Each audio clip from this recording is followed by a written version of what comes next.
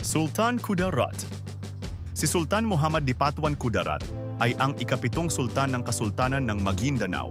Noong panahon ng kanyang pamumuno, matagumpay niyang nalabanan ang mga Kastila na sinubok na sakupin ang kanyang lupain at nahadlangan ang pagpapalaganap ng Kristyanismo sa pulo ng Mindanao. Si Sultan Kudarat ay matalino at matapang kaya nahirapan sa kanya ang mga mananakop. Buo ang tiwala ng mga nasasakupan ng sultan, kaya isa'y walang nagkanulo sa kanya. Pinamunuan ni Sultan Kudarat ang Kasultanan ng Maguindanao mula 1611 hanggang 1671. Mula siya sa angkan ni Sharif Kabungsuan, isang misyonaryong Muslim na nagdala ng Islam sa Pilipinas noong pagitan ng ika-13 hanggang ika-14 na taon. Isinunod sa pangalan niya ang lalawigan ng Sultan Kudarat sa Pilipinas, pati ang bayan ng Sultan Kudarat Maguindanao